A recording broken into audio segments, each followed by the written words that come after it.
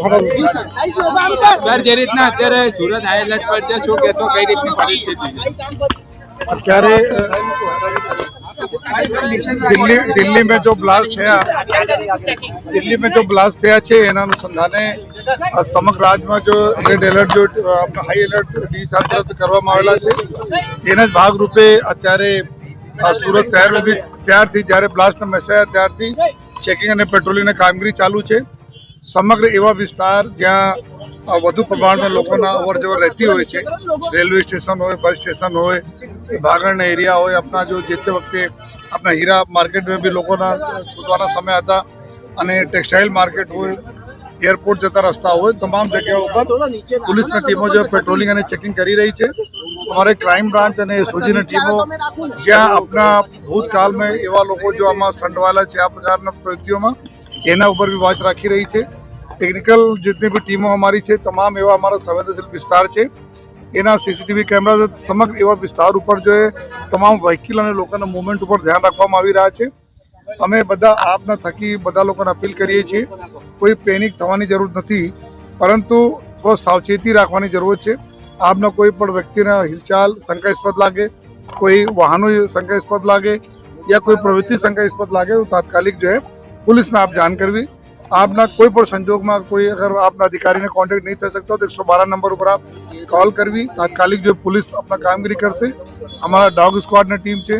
पूरी, हमारी जितना भी हमारी जो स्पेशलाइज टीमों है तमाम लोग जो अत्यारे अलग अलग विस्तारों में है અને કામગીરી સુરક્ષાના દૃષ્ટિથી તમામ કામગીરી અમે લોકો કરી રહ્યા છીએ। સર લોકોને શું અપીલ કરશો ખાસ આ પેનિક લઈ લો તમામ લોકો અમારા જો આંખ અને કાન હોય છે બધાને અપીલ અમે આ જ કરીએ છીએ કે લોકો જો है कोई પણ પ્રકારના કોઈ એના લાગે કોઈ શંકાસ્પદ ચીજો તો તાત્કાલિક પોલીસને જાણ કરે અને કોઈ પણ પ્રકારના અફવા ઉપર ધ્યાન નહીં આપે। સતત આપને સુરત શહેર પોલીસ जो है खड़े पगे છે जो है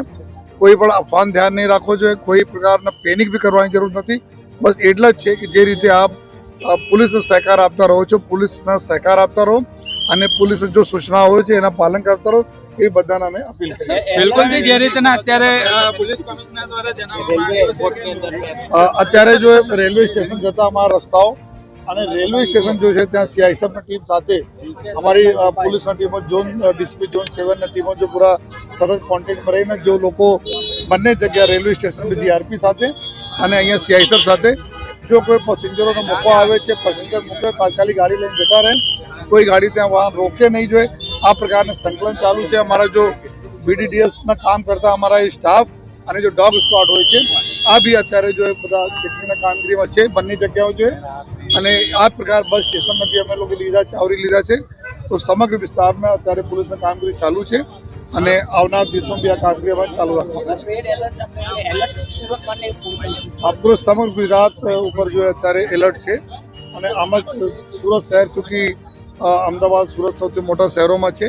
અહીંયા અમારા એવા જગ્યાઓ છે જ્યાં વધુ પ્રમાણમાં લાખોની સંખ્યામાં લોકોના અવર જવર આખા દિવસ રહે છે, તો એના માટે જો અમે લોકો બી કોઈ કસર બાકી રાખતા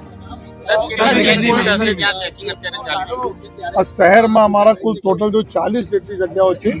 40 જગ્યાઓ પર અત્યારે ચેકિંગની કામગીરી ચાલુ છે। તમામ ડીસીપી તો માંડી તમામ સ્ટાફ जो है અત્યારે जो रोड पर चेकिंग અને પેટ્રોલિંગની કામગીરીમાં છે जो है અને સાથોસાથ જેટલા भी हमारा एयरपोर्ट हो कि रेलवे स्टेशन જે રીતે બધા सीआईएसएफ સાથે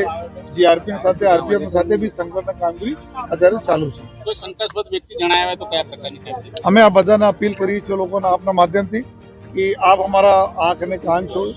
आपने कोई પણ પ્રકારના શંકાસ્પદ પ્રવૃત્તિ લાગે जो है कोई पर डाउटफुल कोई मूवमेंट गाड़ियों न हो व्यक्तियों न हो तो तात्कालिक पुलिस ने जान करें ना हो। अगर आपके पास कोई नंबर नहीं है 112 नंबर पर आप जान करो, जेથી पुलिस तात्कालिक समय रहते हैं पर हमें कार्रवाई कर सके।